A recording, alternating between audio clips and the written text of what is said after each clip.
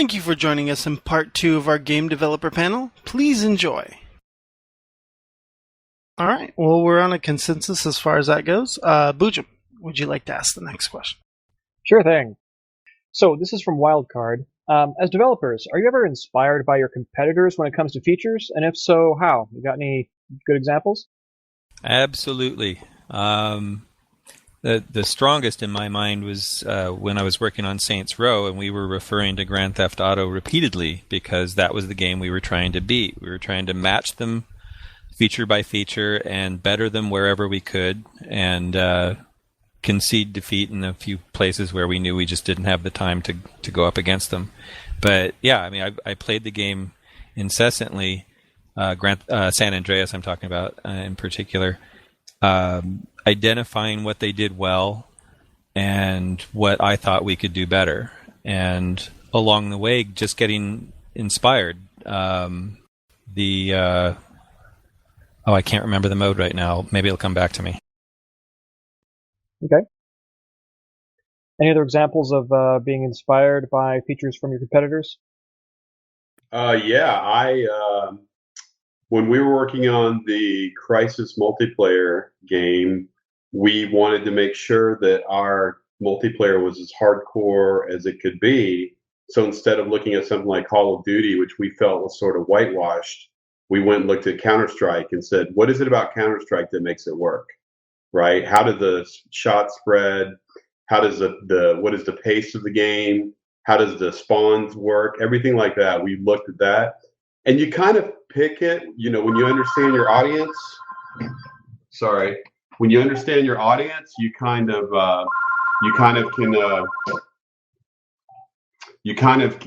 set that as a bar, and then you say, okay, what are we going to do to make this better? And that way, you know that you've already got a good, solid game that a lot of people love.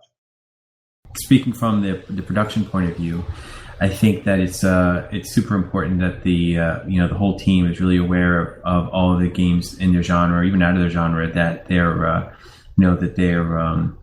that's in the market at that time or before.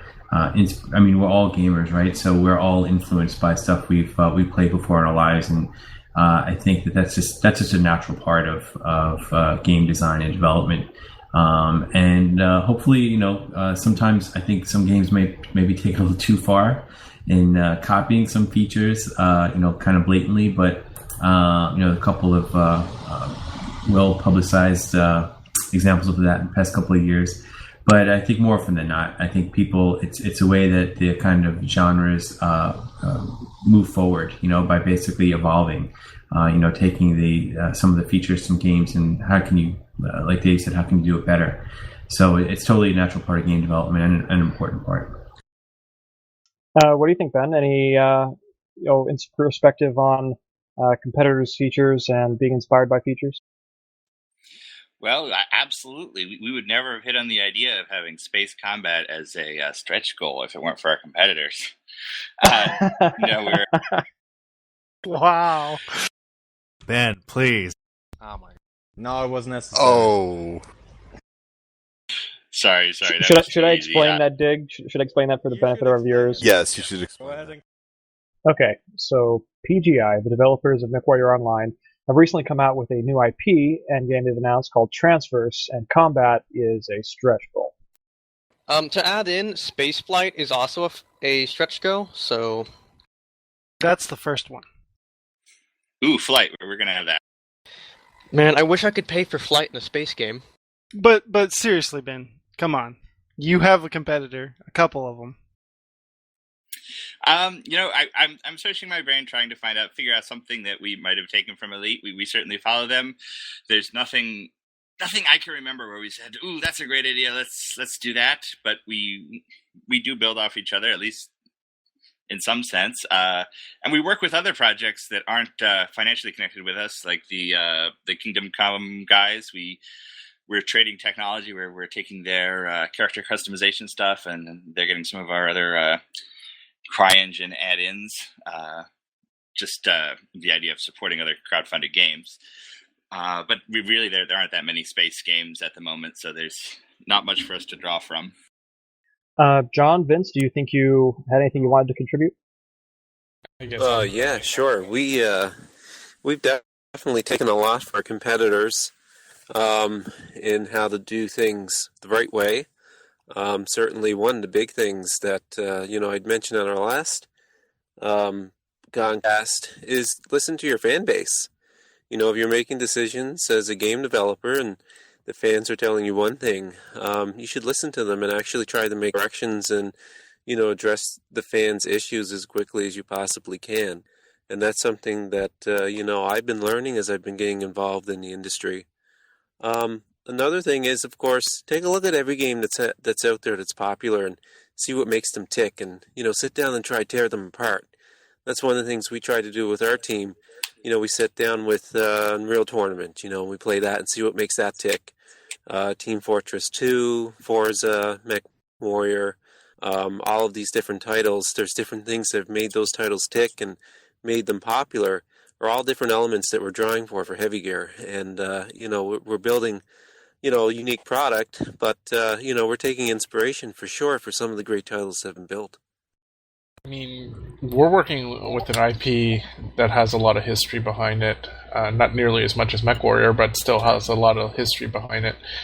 And very peculiar ways of how the universe works. So we needed to go and look back at what Heavy Gear 2 was, Heavy Gear 1, and also what sort of the gameplay mechanics that were involved in there, and see if we could translate some of those possibilities into this current iteration. And we also looked at definitely different types of mech games that have been made in the entire history of video games.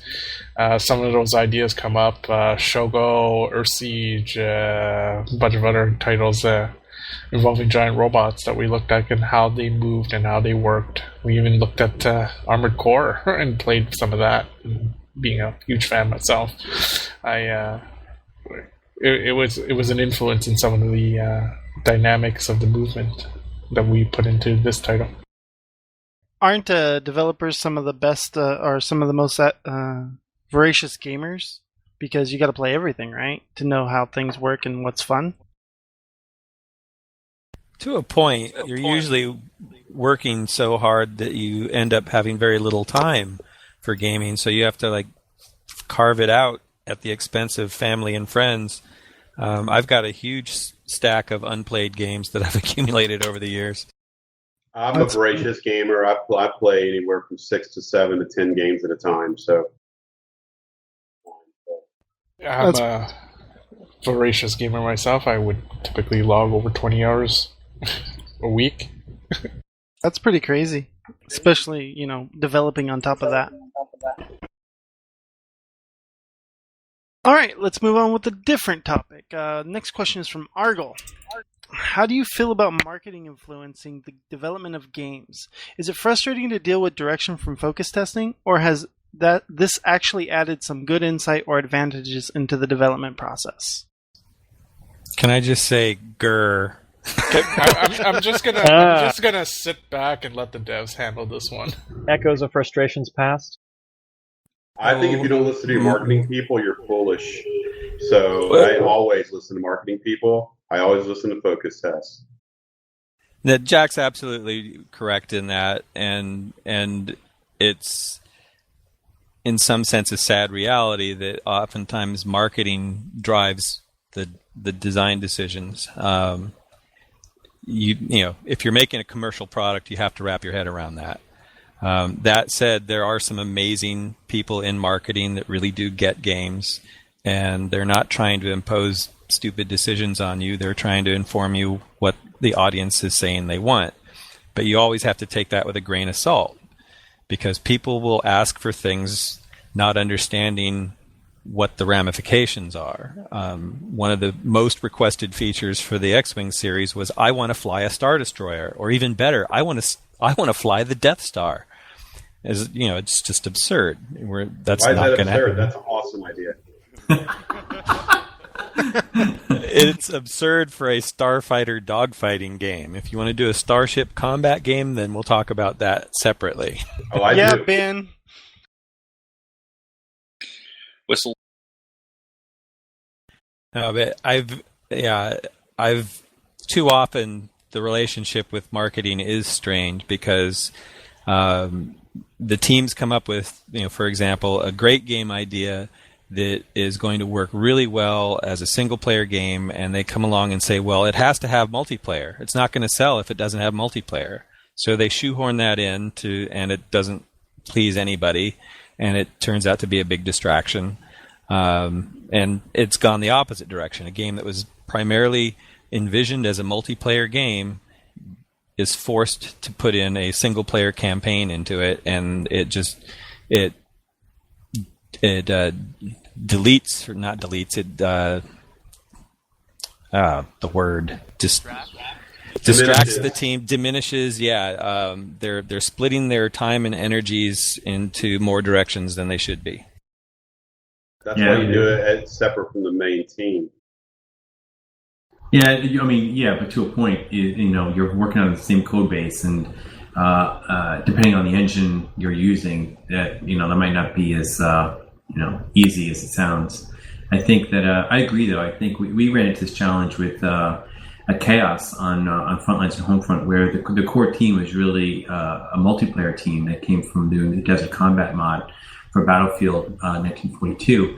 And the consensus was, well, I think the team originally did want to do a single player campaign, which they did on Frontlines, but I think that the core skill set of the guys are really multiplayer, and had they really focused on that, I think if Homefront was a multiplayer only game, I think it would have been a much better game. I think because of what Dave just said, and that it does pull a lot of resources from the team to work on both single player and multiplayer. But to the question, I think that focus testing is super important. I know we learned a lot from it on Homefront and Frontlines. Things like how comfortable players are with the controls. That's a pretty critical thing that you want to really get right, and focus testing really is super helpful in that. You imagine putting out a game and not really having good testing beforehand with a large grid, and then people really just aren't enjoying the controls. That could really hurt you at launch. So I think there's some facets which are super important, and others, obviously you got to take a risk, and you can't just do everything because people see, you're getting good feedback from one area versus another. I think some of the best games have broken out of the mold and done things very different that people might not have enjoyed right away. One thing I'd like to point out is sort of a side issue there, is that when a focus test is conducted, it's usually done by the publisher. And it's not unusual for there to be a disagreement of opinion about a particular feature set, and the focus test is supposedly going to objectively determine the answer to this conflict. I have observed focus tests where they were blatantly trying to steer the answer. And so there's that to consider. I guess I was gonna ask you. You're a dirty marketer. I am a dirty marketer that says no to devs. I'm kind of curious. How much is your soul? Well, okay. At the same time, I'm a marketer, but I'm a peculiar marketer, and and I'm probably going to get some more ire from my marketing colleagues than I do from developers. In that, I feel that, and probably novel and the only one that thinks this, is that I feel that marketing and development has always been at odds at each other in the traditional sense. However, I see that they should be working together instead. On the one end, the end goal being that we need to produce a game before metrics, before how well it will do, before anything else, that has a solid gameplay, focus, and overall is fun. Because if the game isn't fun, there's really no point in what we're doing. So marketing at the same time has to take care of some of the less pleasant aspects of the market, the audience, etc., and steer some of the features of the game. But at the same time, development is focused on creating something that is, well, fun. and that's it, right? That's really is Fun is not a buzzword, right? It's what it is. It's like we got into this business to do stuff that is fun, that will entertain. And if that whole purpose is missed because we're looking at the metrics a little too closely, or we're looking at certain features a little too closely, what's the point? Okay, we have a question from Argyle. How do you feel about achievements in video games? Are they overused to keep people interested, or do they actually encourage people to play outside the box? I have mixed feelings. Primarily, for me as a gamer and as a game designer, I want the game to be intrinsically rewarding, and for me that means it's skill-based. If you layer on achievements on top of that, I'm fine with that, and I am admittedly a bit of an achievement whore on occasion. But getting the achievements isn't what drives me. It's the inherent intrinsic value of playing the game. That in itself is rewarding. The achievement for me is just gravy. I'm going to differ from Dave. I love achievements. I think a lot of times people will just rush through the game and then go to the next quest point or the whatever they're supposed to do and get through it like a linear thing. But when you put in achievements, it's really the game developer having people play the game that they envision. So, find every square inch of Skyrim, right, for an achievement. That's great because now somebody's going to look at parts of the map they've never seen before, and they're going to see everybody's work. And obviously, you don't have to do it if you're not interested in it, but I think it just opens up a whole new way of playing the game, and it actually makes games replayable. Even games that aren't generally replayable, it makes them replayable. Jack, I have to agree with you there because I hadn't thought of it from that angle, that by presenting players with an alternative way to earn something, you can get them to explore other parts of the content that they might have skipped past in the single-minded pursuit of just finishing a level, say. You guys don't feel like they take away from the immersiveness of the game? No, not if they're done right. I don't think there's any reason why they have to be removed from the game. I mean, in all these space sims, you do this, and you, in addition to continuing with the game, you win a medal. I think TIE Fighter did an amazing job of that, where they had like the Emperor's Hand unlocks. If you wanted to, Everybody loved especially go to that. the mission. Exactly, yeah. You keep on unlocking and entering the inner circle, the Empire. That was great. Uniforms as well were great. I'm of the opinion that it needs to be woven into such a way into the gameplay, like Dave was saying.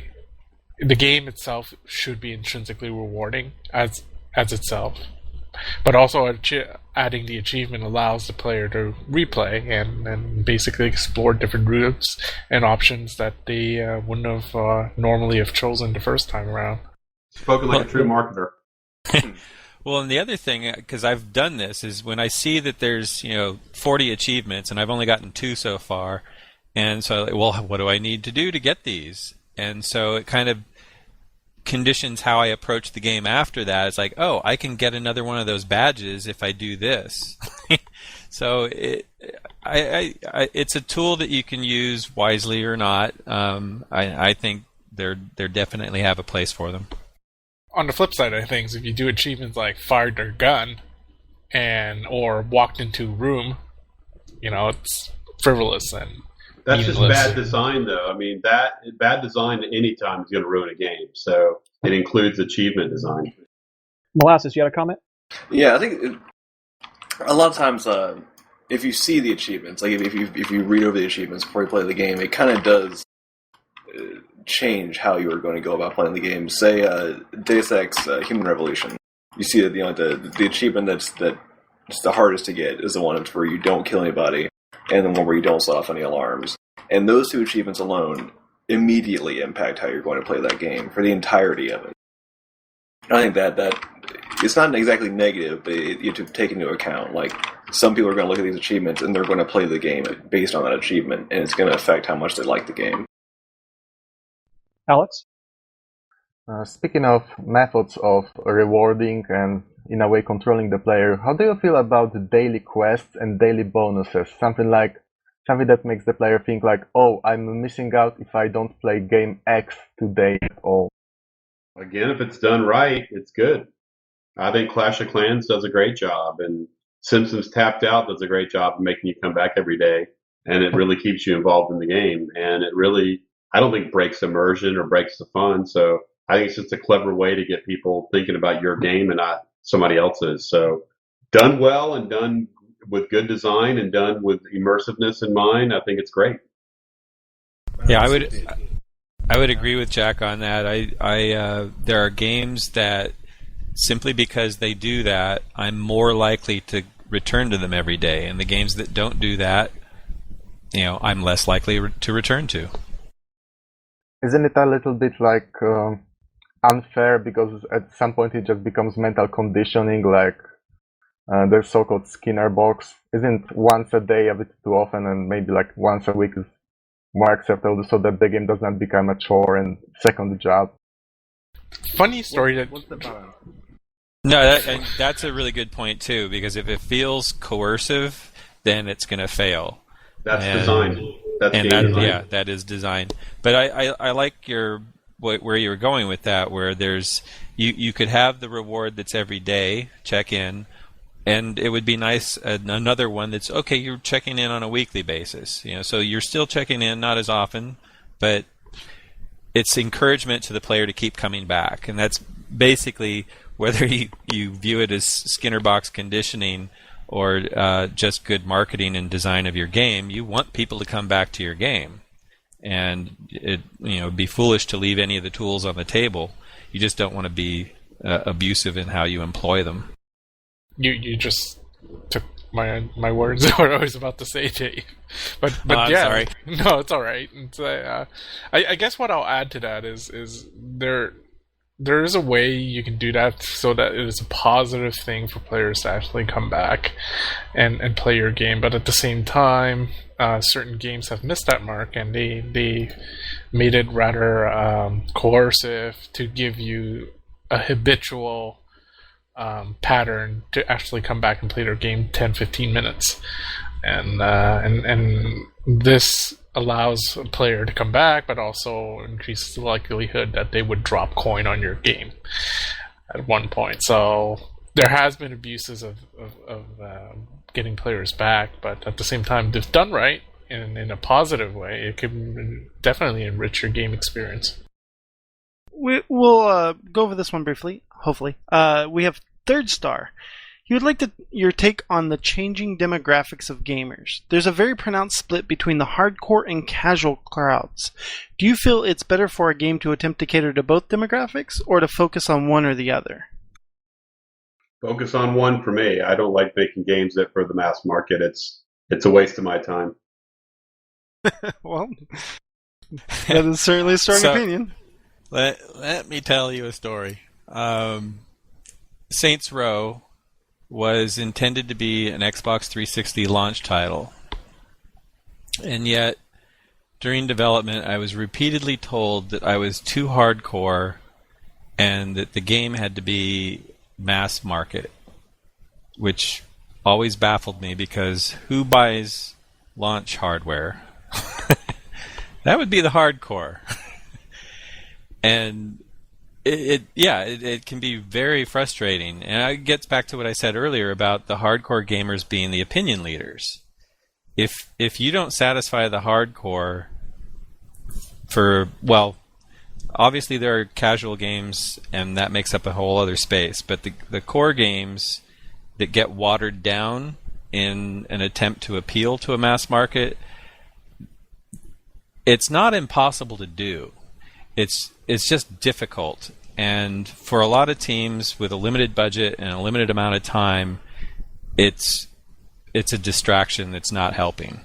When I was doing the TIE Fighter game in particular, I did all the tutorial missions, and I started with the assumption that not only had the player not ever played a flight combat game before, but they'd never played any game before. So I designed the tutorials. You always have to do that. To just hold their hand and walk them through step by step. And the whole premise is that if you make it rewarding and you don't punish them early, you kind of win them over slowly and surely, and you give them that feeling where It's like, I can master this. It's all about that. It's that sense of agency and mastery. If I feel that I can be good at this, it's really just a matter of applying myself and getting better. And the better I get, the more fun I have. And the more fun I have, the more I want to play. And the more I play, the better I get. It's a nice virtual circle. And it would frustrate the hell out of me when I got that kind of feedback. Oh, you're being too hardcore. It's like, well, yeah, I should be hardcore, and you should be happy that I am. But I'm not losing sight of the casual gamer. I will go out of my way to try to make the game accessible to them. But the first priority is to make it satisfying for the hardcore gamer. We here at Kong appreciate that focus for sure, because we're mostly hardcores. What about you, Edmar? You kind of had a game that straddled the line. Yeah, I think it's better to focus on one or the other, for sure.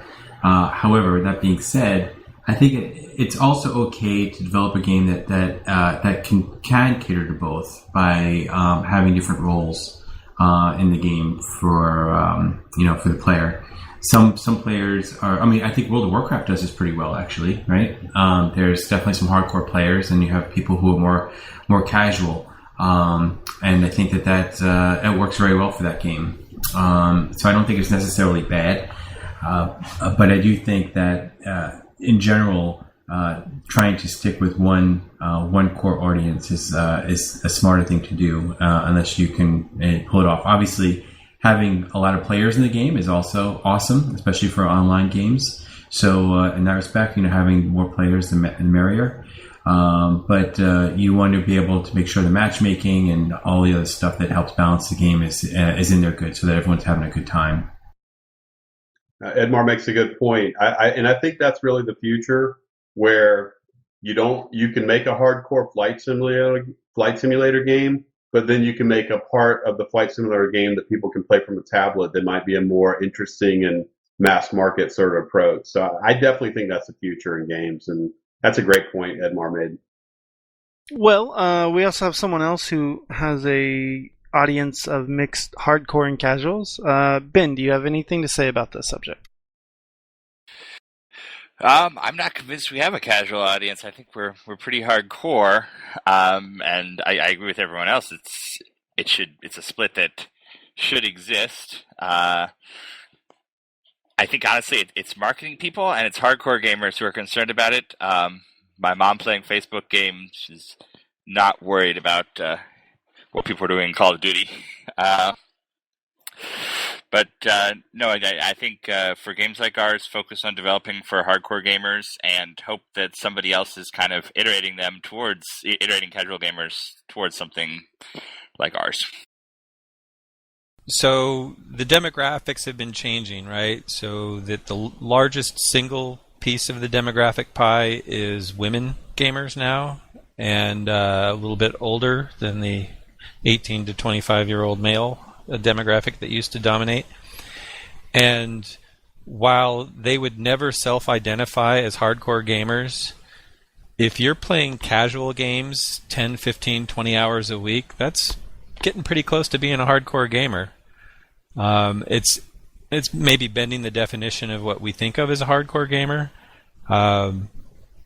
But getting back to what I was saying, the design challenge for me, if I'm trying to make my game accessible to the casual gamer, is to convert them into a hardcore gamer. That's pretty much it. How do you guys define, Dave just started going into it a little bit, how do you guys define casual, hardcore? I mean, because I think there's one way to look at it as the number of hours you're playing a game, or the type of game you're playing, or how you classify yourself. I think that there's not really a good standard accepted definition for what, or maybe there is. It's just evolving a little bit. I'm not actually sure what it is myself anymore. Oh, for sure, but I mean, imagine someone playing 20 plus hours a week. It's probably in the hardcore area.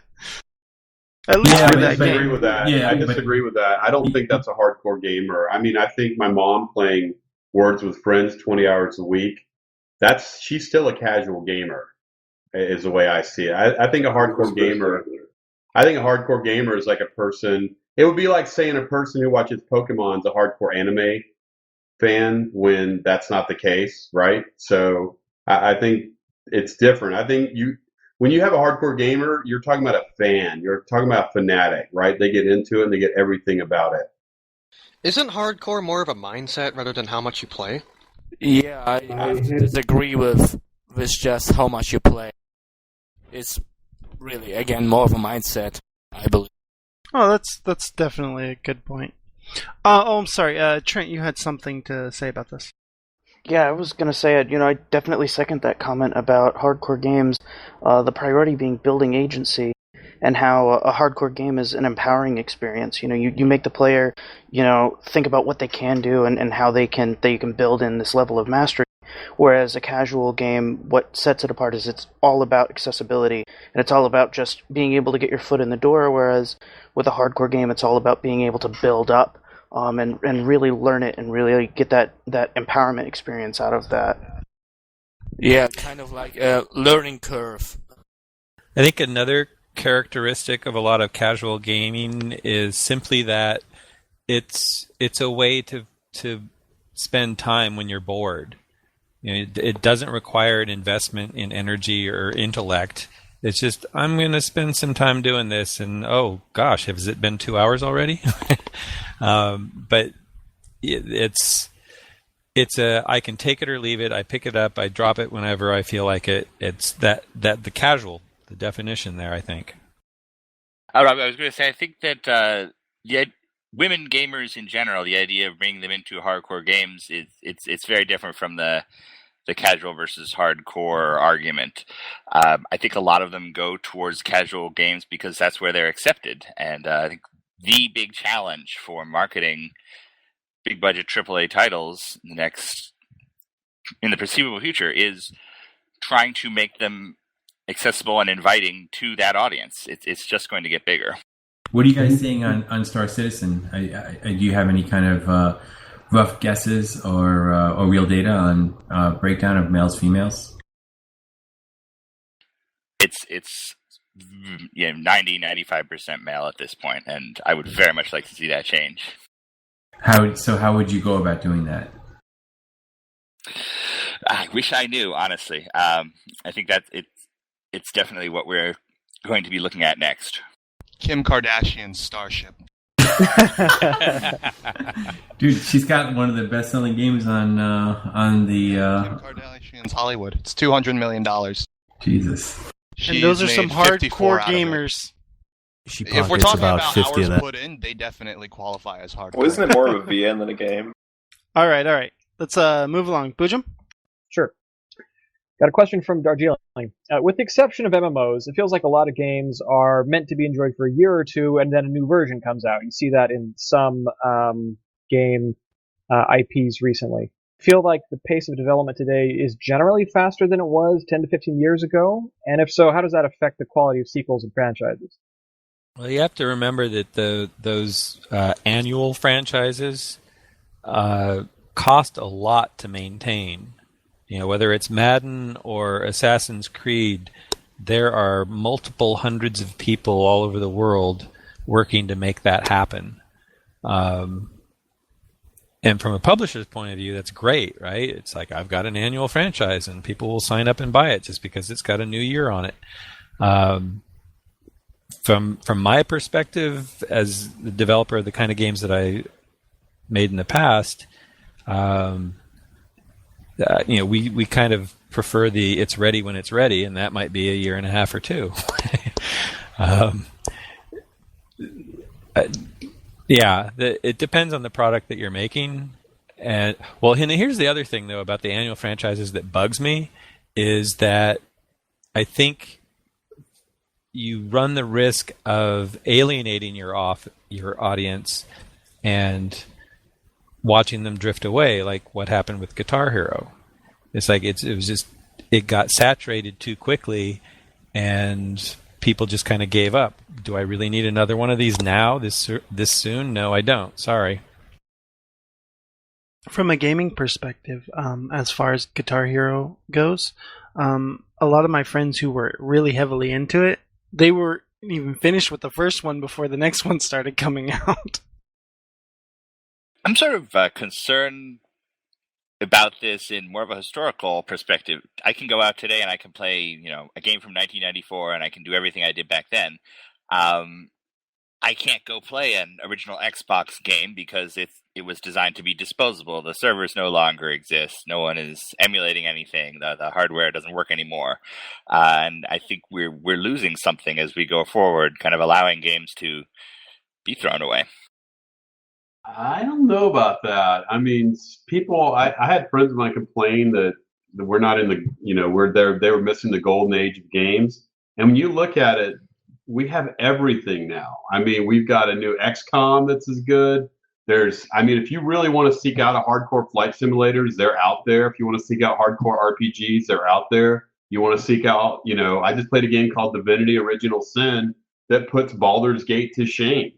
They're all out there. We've got more good games now, and a lot of them last. The single player games last for a long time. I still get mail from people who are playing, Far Cry, and that came out in 2003. That's 10 years ago, and there's still people playing it. So I disagree with the concept that this question, exception of imminence, feel like games are only made to be enjoyed for a year or two.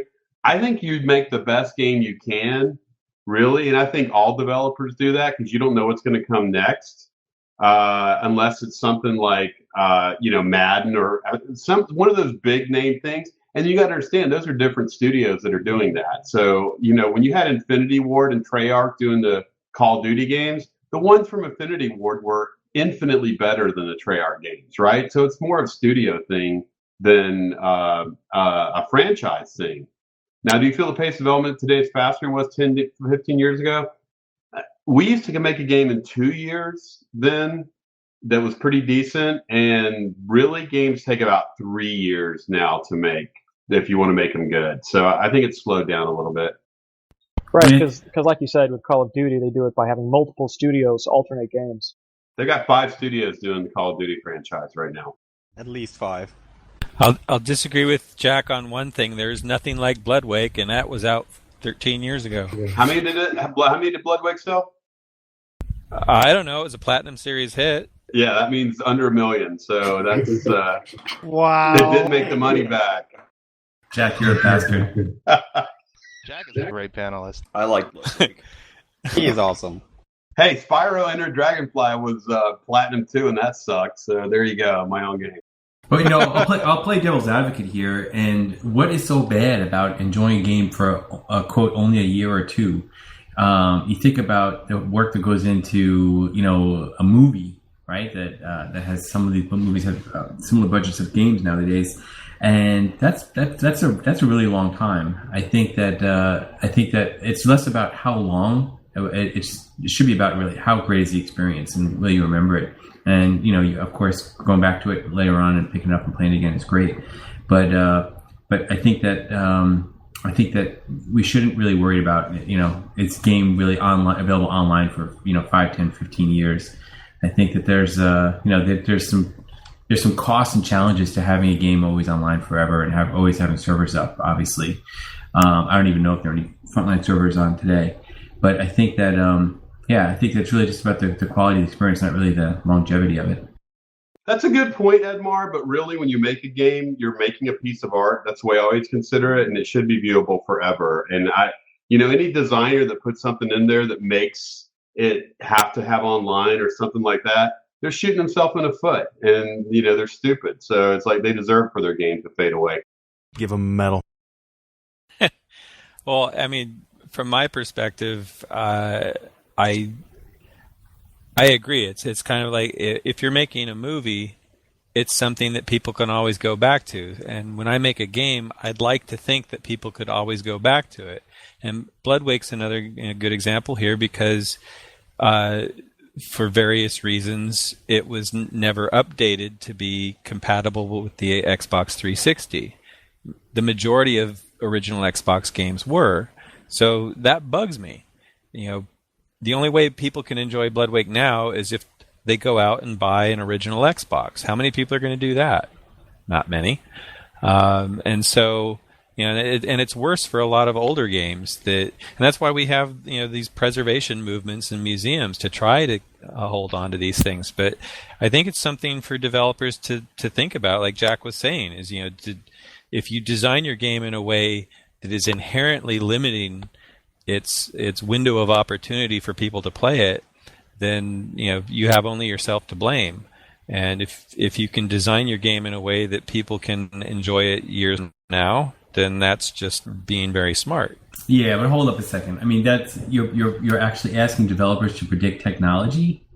Yeah, well, listen here. I mean, the truth is, if people want to play the game, there's going to be companies that update it. Like, there's a company that I work with a little bit called GOG in Warsaw, and they have programmers that update the game so they play in Win95. So if games are good enough, it doesn't matter what idiot tech director said it should work this way or whatever. Somebody will make it work. So if it's worthy enough and good enough, it'll live on. It's like any creative effort. If it deserves to live, it will. I have some comments about the whole games dying off. There's a difference between console games from, say, the 360, the OG Xbox, and so on, versus a PC game. Because if you go, I play a lot of Deus Ex multiplayer. When the fuck did that release? 1999? No, but I'm serious. I go and play that. It's 15 years old. It's still playing it. Was there a Deus Ex multiplayer element? Was added there a much multiplayer later. component to Deus Ex? I thought that was single player. Nope. No, they added one later. There's multiplayer. But I think it was a mod. Nope. It comes with Game of the Year edition, which released in whenever the fuck it came out. Yeah, but 2000. it was a mod that the players had put together for it. Yes. Yeah, that's not an official release. That's got to be a homebrew. I can simply go on and play that, and people were playing it. It's a PC game. They last forever. You can go and play original Doom 2 and whatever, but you can't go and just put in your OG Xbox game. Those servers are long gone. You can't, like you said, they are made to last a certain amount of years. Yeah, but people can run their own servers, and they've done that where they've created their own servers. I know people that created their own Ultima Online servers, right? And they're running Ultima Online games themselves. I guess the issue is that you can't do this on older console games.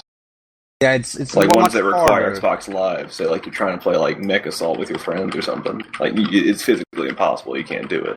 It's not physically impossible. It just means nobody's done it yet. It's not physically impossible at all. Doesn't it break the EULA to do that to an Xbox? Yeah, but all you have to do is go to the owner of the IP and say you want to do this, and they could give you permission, and then there'd be a way to make revenue even. If you think people would play it, actually. Well, let's move on from there, since I think everybody got their input. The next question is from Bill. A lot of people should have answers for this one. Do you think large-scale crowd-funded games have had an impact on the way games are funded in the industry, or is it just too early to tell? Indie games have exploited niches that big publishers thought they didn't have enough money in them. Do you think large crowdfunding successes will change that? Absolutely. I think that's obvious. And I am thrilled because it's making it possible to do big games that require big teams that the publishers wouldn't touch. Case in point, Star Citizen and Elite Dangerous. Those games would not be made if it wasn't for crowdfunding. Case in point, Divinity Original Sin, which is the best RPG I've played in 10 years. And it would not exist without crowdfunding. Another way to look at this, we kind of touched on it earlier. The larger games are after that wide variety of the market, and these smaller indie games are actually exploiting that by going after smaller segments of the market that, will sell that 1 million games, and will, if you sell 1 million copies of a game at $50, $60, that's a couple $1 million you got right there. And as it's compared to the big ones, it's a lot easier for smaller companies to get it. And I'm just wondering if we're going to see a change in that. Well, speaking of crowdfunding, John, do you have any input on this? I think crowdfunding is a great new way, lack of a better word, for ideas to get born. And to Jack, for what Jack said, art, in an earlier question, art deserves to live, to be born, and to die off based on their own merits. And so crowdfunding allows that avenue to happen, whereas traditional models tend to keep to things that work and things that sell, and new ideas are not even given the light of day to even sink or swim on their own merits. So I think this is a fabulous new way for ideas to get born and possibly the next gem to be made. I agree. I also think it's not directly competing with publishers, really. I think it's kind of we're seeing projects get funded that normally would not get funded. So we're just seeing new things happen, which is awesome. I think that the downside of all this, though, is that backers and players are getting a little bit of crowdfunding fatigue. And I think that part of the reason for that is that we have some projects that were, well promoted that didn't deliver, and that is causing kind of a black eye. But I think the key thing to remember is that it's buyer beware. You got to really make sure the team you're backing has good experience and will likely deliver what they're saying they're going to deliver. But I think that it's absolutely had an impact on the way games are funded. And I think it's been an awesome thing to have as a resource for great developers. Well, speaking of games that may have never been funded, Ben, I'm sure you have something on this. My take is that right now crowdfunding is not changing publishing. Star Citizen at the moment is something, I don't think will be a success unless we create a model that other people can follow to fund a game like we have. And I'm, on the edge of my seats waiting for that to happen. I want to see the next Star Citizen. I don't want it to be a freak happenstance that we manage to crowdfund 10 times as much as anyone else. Hey, you guys just got to put the game out, man, and then it'll be out there for everybody. Well, there's great examples, though. I think that Elite Dangerous, I think, is obviously a great space sim game.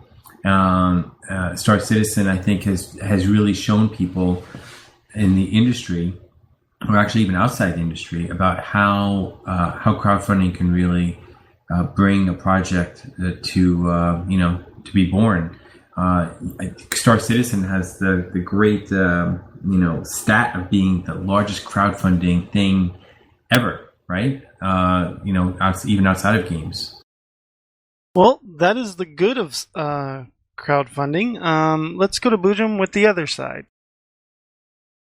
So with all the crowdfunding that's going on, it has a different burden of risk than the traditional publisher model.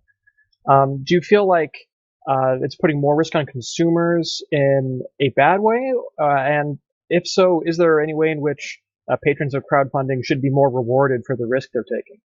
Yeah, I think this goes to the point I was making earlier, in that I think that because of some teams which have not been prepared or really just have the great experience to be able to create a full game, and they see that sites like Kickstarter allow them to do it pretty easily. And as great as Kickstarter is as an organization, they're not really focused on gaming. So there's not a lot of oversight and accountability for projects that are on there for game development or any other areas. Probably, I think they just give a great set of tools for people to be able to crowdfund. But I think that's it's kind of a big risk that really puts the responsibility on the backers to do some research, and for most of the projects that are on there, I think the buy-in is pretty low unless you're really opting for one of the higher tiers. But it really just comes down to let the buyer beware. I think it's only a matter of time before organizations from the government get involved and have more accountability from people who are collecting funds this way.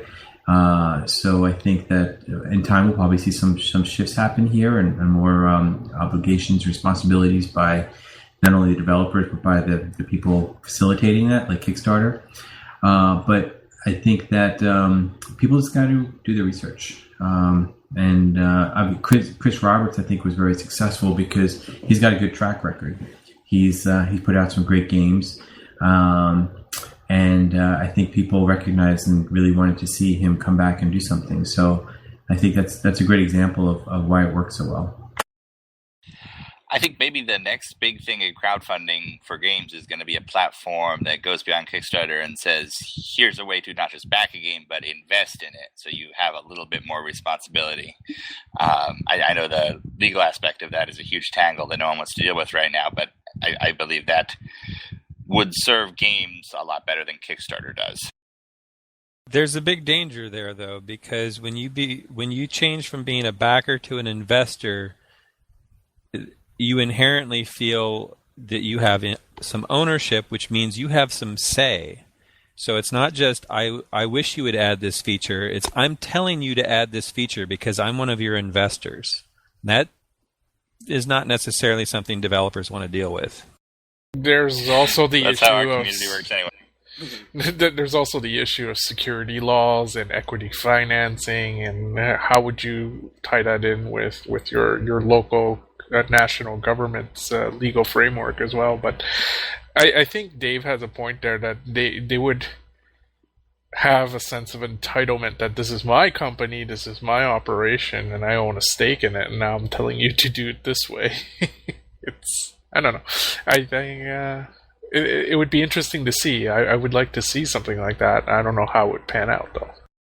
Well, there's a crowdfunding platform which is going to be debuting soon that I'm helping out a little bit with, called Game Launched, and very similar to Kickstarter in terms of crowdfunding, but they want to focus on specifically providing crowdfunding tools specifically for game development and giving them access to mentors in the industry to help kind of guide them along. I think that we're going to see a lot more activity in this kind of area because it's obviously proven to be a great way to raise funds, but at the same time, there need to be some checks and balances for how the system works. I think that other sites like Game Launched will hopefully deal with that in a good way.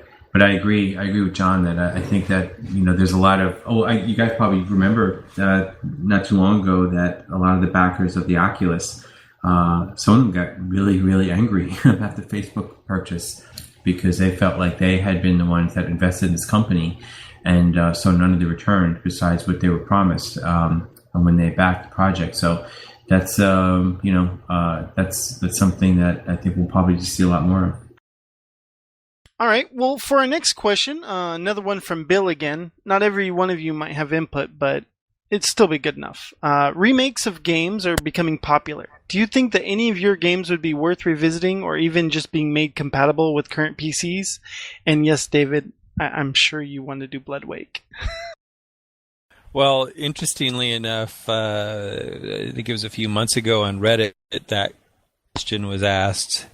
And the top two games were X-Wing and TIE Fighter, which I would obviously love to get a chance to remake those. Yeah, I mean, there's games. It ties in with what we were talking about earlier. Where unless you have a box that runs Win95, you can't really play TIE Fighter anymore without resorting to going above and beyond what most consumers are ready to do. Or did it not make it over there yet? No, none of them are. Oh, that's a shame. Yeah, Disney's not going to let that go out. Oh, that's right. Well, how about you, Jack? What's that? Would you like a remake of one of your older titles you've worked on? They keep remaking them. So MechWarrior 4 Mercenaries and Aliens Colonial Marines, Far Cry is up to now Far Cry 3, and Crisis on Crisis 3. So They're all still being made. Heavy Gear. Heavy Gear Assault. There you go. So all my games are zombies, man. But what about the Spyro game? Yeah, I want that to die in a fire. No, come on. Spyro entered the Dragonflight. Spyro became Skylanders, so that's still active, but that really wasn't my game. That was Insomniac's game. We were just sort of we were mercenaries that were called in to kind of to do what Universal wanted us to do on that game, truly. So, spiritual successor. So you're responsible for Skylander? No. Alex, go ahead. The problem with those remakes is that often they are only named like the games we used to love. They're just wearing its skin and there's no soul inside, like the Pet Cemetery cat. So playing with nostalgia is a dangerous thing often. Really? Did you play the new XCOM? It's pretty damn good. I played the Thief game. What about the new Syndicate? It's a really good point he makes there, because the XCOM game, the most recent XCOM game, is an exception, because there was like 4 or 5 other attempts to make XCOM games after the first one that were not very good, and so they eventually, they got it right finally. Because they did a remake. They didn't try to make their own interpretation. They did a new game. They did exactly the same game, but with new graphics, and that's the way to do it. Well, it wasn't exactly the same, but... Well, there's no base invasion, but the rest of it was pretty damn close. And now I know the new one has base invasions or something. Yeah, it was a DLC. Yeah, so they've got it. You still can't build bases around the world. What I was going to pose as a question to everybody else is, how much do you think rests in the fact that there was a development team associated with that original game? It's like a band. If 2 members of the Beatles go out on tour and call themselves the Beatles, is it really the Beatles? If you've got only if it has John Lennon. Okay, so if you've got a development team that doesn't have anybody from the original project trying to make a remake, I think that's where you run the risk of having something that's kind of soulless, even if they're big fans of the game. Yet they did a great job with XCOM.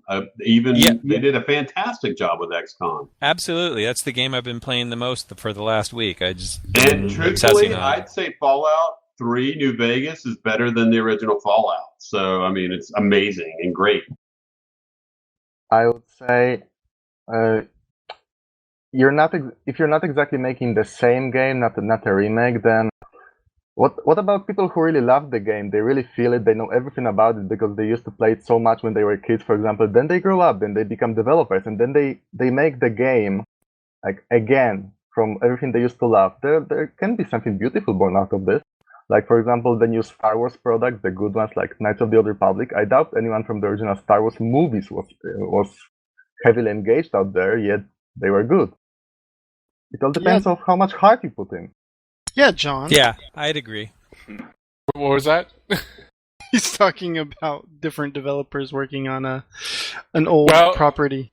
Well, okay, so the history behind Stompy and Mektek is we're all that type of guys that were playing games, grew up to be developers, and are making a game about reliving some of our nostalgia, and that's what is being put into Heavy Gear Assault. As we're developing it, we're always having our daily meetings, and we're going over them and saying, hey, remember this feature that was there, or that feature that was there, or it should feel and play like this because that's how we remembered it. And yeah, there's this memory and the soul that we're pouring into it of how we remember the experience and how we want to share that experience and portray it in this new iteration. So I think it's a great thing, in my case anyways. Yeah. That's comforting to hear, John. My fear is that I'll hear that they're making another X-Wing versus TIE Fighter and nobody even called me.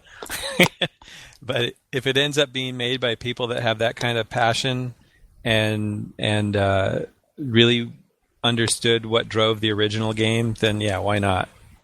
Actually, that's how I got to know Jack, and when we were putting the groundwork before we ever went public with our product, we said, well, who was involved in Heavy Gear 2?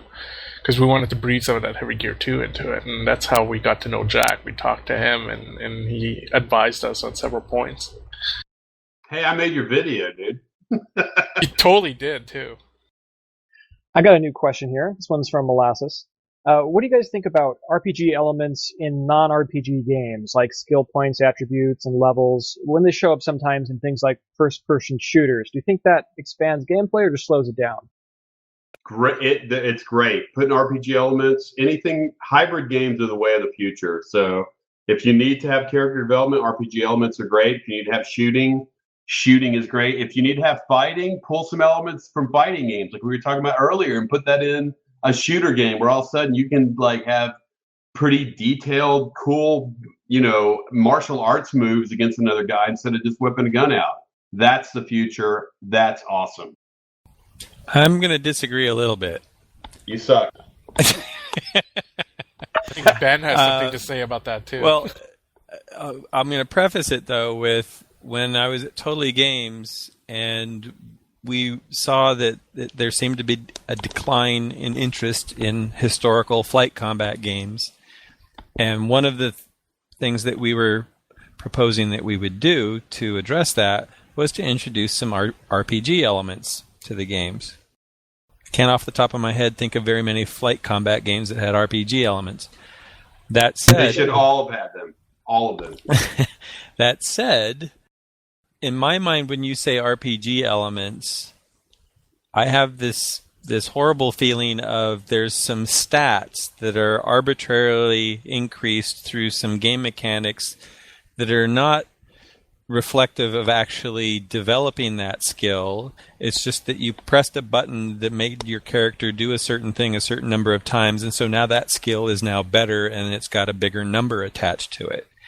That kind of RPG is why I've never really gotten into RPG games. You're not really developing your skill, you're massaging the spreadsheet that is your character. Ben, what do you think? I remember in 1999 going and looking at Starlancer at Digital Anvil, and Chris saying, yeah, this is the next thing is going to be mixing FPS and a space sim, so you get out of your ship and you board an alien and so on. And finally, 15 years later, we're finally at a position where we can do that and have it work and be cool. Definitely, that is a great trend, bringing different types of games together in one. Great answer. As a hardcore gamer, I love hybrid games. One of my favorite games of all time was the Battlezone that Activision put out in like 1999. You're weird. Yeah, I know. Combat Commander. That was another good one. The problem is that from the publisher perspective, from the marketing perspective, those games almost always fail. They can be critically acclaimed, and the people who buy them actually love them. They just don't sell enough because they're not appealing to both audiences. They're appealing to the narrow overlap of both audiences. It just means they were done. It just means they were designed poorly. How so? I think games that mix when games bring in RPG elements, they become amazing. Like Grand Theft Auto brought in RPG elements for San Andreas, and it was killer. And many consider that the best of the series. So I disagree. And a variety of opinions is a good thing. Our next question is from Trent. When making sim games, it seems like each developer has to decide where their game is going to sit on the fun versus fidelity continuum. What are your takes on the balance between simulation accuracy, ARMA, and pure rule of cool or gamified elements, Call of Duty, and sim gaming? I like to start on the hardcore sim side of things, because if you nail that, it's very easy to tune from there to make it as accessible and fun as you want. It's almost impossible to go the other direction. What's that? What the other direction is? What? I'd like to add on to the other direction. If you make a game that's just like, bottom line denominator, and then add on features to make it a sim, then they feel kind of tacked on. It doesn't feel like it was part of the original concept or design. Whereas it's much easier to remove features than to just tack them on later on and make them feel like a seamless whole. Spoken like a true marketing person. I think bottom line is it always has to be fun. I mean, if you could take the high road and keep it as accurate as possible, I think that's awesome. But it still has to be fun. You can't sacrifice fun for realism in my perspective. Gameplay is very important, for sure. All right. Well, if you look at the old Falcon 3.0, if you went to the options screen, above and beyond the easy, medium, and hard difficulty settings, they had a couple of dozen or more different individual settings that you could adjust the realism level on. So if you wanted a very arcadey kind of action game, you could have that. But if you wanted the hardcore sim experience, you could have that. And my point was that, and I think John was amplifying that if you start with the sim, you can tune it to be as accessible and as gameplay fun focused as you want it to be. But if you start from the other side of, I'm just going to make a game that's fun, you can't really inject the realism later. It's going to be extremely painful and probably not doable. Exactly right. Good call. So definitely adding in those features later is not ideal as a developer. You got to have the hardcore stuff in first, and you can always whitewash it with mass market appeal later. That's a great way to state that. This was my question. I'd like to clarify, if I could, just for a second. How do you guys pick the starting point for how hardcore to start before you start to dial it back? Personally, I always make it absolutely hardcore. I mean, like, for example, the X-Wing games started out using an engine that was developed to do World War II flight combat, and it did it fairly faithfully. Bloodwake started out to be much more of an arcade game, and I influenced the team to try to go for more of a simulation, and we compromised with something in the middle.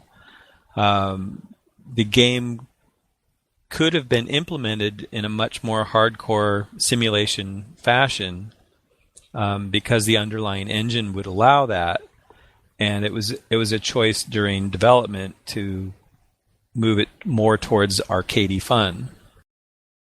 Does that answer the question a little better? Yeah, thanks. I'm sure someone here is currently working and having meetings about this subject. Ben? Oh, right. I agree with the others. You have to build it as hardcore as it's going to be and then work down from there, which is what we're doing with Star Citizen, building our insanely complex physics engine and then putting a game on top of it. Well, Boojum? Okay, we got a question from Alex.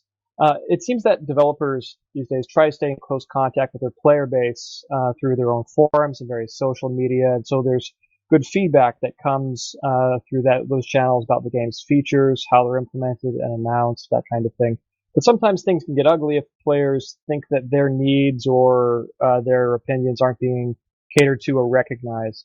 So how important would you say that communication and feedback is, and how do you handle those issues of players' demands and trust in the developer?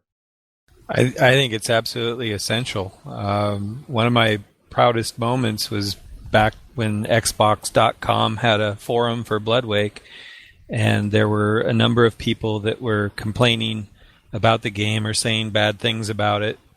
And rather than get all defensive and tell them that they're just wrong, because I am the author and I outrank you. That's what I always do.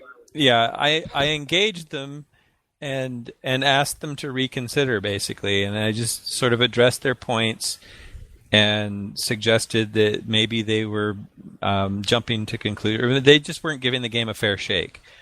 And the proud part was that about a week or two later, one of the most vociferous complainers came back on and said that now Bloodwake is my second favorite game after Halo. And so it's after on Halo. That was his favorite game. Yikes. So, the other thing that I got a kick out of was just the fact that I was there made a big difference for people. People would be on there talking to other fans, and then, oh my God, the lead designer is here and he's answering our questions. He's giving us tips on how to beat missions. That's awesome. And so, I personally really enjoy that. I think it's great, and I love to interact with the fans, so I like to hear what they have to say. And if I can help them understand what we were trying to do better, because sometimes marketing drops the ball a little bit, it's great. We got there was a point in time when you would get muzzled from X-Wing to TIE Fighter back in the days when AOL was a thing. I would try to do the same thing, and got word from LucasArts that no, you don't do that. We do that. You don't say anything to anybody. And they eventually saw that was not probably the best way to handle things. Yeah, the fact that you can interact directly with the fans of your game and even the critics of your game is a wonderful thing. Does anybody else have any input on that particular topic? No, I just said I totally agree. I think that communicating and having a good open line of communication with your fans is critical, I think, for the games that I've worked on. And they're, like Dave said, I think if you can have that kind of open line and dialogue and kind of explain where you're headed and why you're headed that way, I think that's great. Sometimes you don't always have the luxury of that time to do that, and you have to hope that they kind of have some trust in the designers who are looking at a lot of different, much different kind of information than they have in front of them to be able to make the decisions they need to make as designers. It's just sometimes it could be a very difficult tightrope. Because you have to. Sometimes you can't release certain information about what you're working on because something's unannounced, and it's out of their view. But also, you want to recognize that those guys are, sometimes your best evangelicals of your game. John, do you have any input on this? I guess I'll just hop on and touch a little bit about our earlier topic about crowdfunding and community management. When you go out and you ask people for money to support your game and to support development of your game, you definitely need to have like an open dialogue with these people, and at the same time, opening yourself up to critique, to comments and feedback, allows you to better have a better holistic view of what you're doing and to see if you're doing development. I don't know, how would I put it?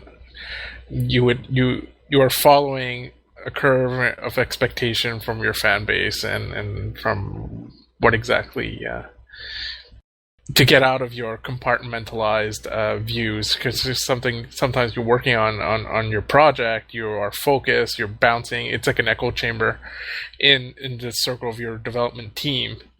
And sometimes it just takes that one person in your community to say something that breaks you out of that and to make you see a different point of view during your development cycle. And like Edmar was saying, these people who are giving you free feedback are basically more likely than not going to turn into your core evangelists for your product later on. That's a really good point. We also have someone who does community management as well. Ben, do you have any input on this? I wouldn't be here if we hadn't come up with this policy of open development, sharing everything with our community and taking their feedback. And it's entirely about setting expectations the same way you would with a design team. Everybody has their own opinion, and Chris Roberts decides. And same with our community. We have 50,000 different opinions that cannot all be included in the game, but just the fact that we're honest with them about that we're showing them how our process works, and that we make sure it's not an act. So when we take player feedback and impact into the game, they see it, and we make it clear that that's what's going on, and it's just gone amazingly well for us. I remember, it's part of the fantasy you sell with the game in development. I remember being a kid and reading about the guys at Origin making the original Wing Commander in the back of the hint book. I had that instead of collecting baseball cards. And that's the experience I wanted to sell with Cloud when we were putting together the funding campaign, having them get to know us and feel like they're part of the team and have some true impact, which is just going great for us. Well, we're going to close out our QA section, and we're going to let our developers speak a little bit about their games and the stuff they're working on, and tell anybody in the audience what they want them to know. Let's start with David. Well, this is something. There's something that I'm working on right now with Jack, and we're hoping to make an announcement soon. It'll be on Kickstarter. I'm not sure how much I'm allowed to say about it, but none. All right, there you go. Kickstarter, what time frame should we be looking? Jack, what time frame are we looking at? I would think we're going to see something in the next couple of months, probably. Yeah, it's cool. It's something that Jack and I have been dying to do. We first met years and years ago at Check 6 Studios working on a Special Forces helicopter game that unfortunately never made it out the door, but we always felt that we should work together. And we are, and we have very high hopes on, and we're having a ball, and we can't wait to share with you what it is that we're working on. That sounds fantastic, and we might see something about that on Kong Kast soon, so tune in on that. Jack, did you have any closing comments? Closing comments. Stuff I'm working on now. I became a professor of game design so I could work on projects I wanted to instead of having to bow down to publisher will. And I've mostly been freelancing stuff, but everything I've freelanced on, I'm under NDA, and I can't really say what it actually is, sadly. But I will say that Dave and I are very, very lucky that we now have the ability to do a game that we want to do. So it's going to be awesome. Can't wait to see more on that. John, you had something you wanted to say for sure. Okay, well, I'd like to say that we're working really hard on Heavy Gear Assault throughout the last year or so, and we've pretty much broken up the major technological hurdles that we had at the beginning of the project. Alpha is going really, really well. Our closed alpha group is having fun, and we are considering launching a second wave, calling it the Refugee Wave. And we should announce news for that in a few weeks. Yeah, I can't wait to see how that game turns out. It sounds fantastic. And you should definitely hear more about that on Kong Kast in the near future. And Edmar, did you have some closing comment? Just that I'm super honored and flattered to be part of this panel, and very excited for each of the games we've been talking about that's coming up. Star Citizen, I think, is going to be awesome. I think HGA is going to be sick. Super excited to hear about Dave and Jack's project. I think the industry is really just doing some really cool things in the online space, and relating to Kickstarter and crowdfunding in general. I think it's basically a great thing for gamers all over the place to be able to see all these great projects come to fruition that wouldn't have been made otherwise. So I think I think the panelists are kind of proof that we're living in a great time as gamers. So I'm excited to be part of it. Well, yes. Right now is a fantastic time to be a gamer with all the stuff on the horizon. Vince had to step out a little bit early, so he won't be able to close out with us. Ben, do you have any closing comments? Well, I'd like to thank you guys for having me on, and I'd like to thank the community for giving me the best job in the world. I would tease what's coming up for Star Citizen, but everybody already knows because we tell you when we know. So, no gold spaceships. But again, thank you very much. Well, From all of us here at Kong Kast, I'd like to thank all of our developers that have joined us today in this panel. It's been a lot of fun. And I'd like to thank you for listening. Thank you from Kong Kast, and have a good night. Yeah, I'll give you a medal if you got through all of this. For real. You're now part of Kong.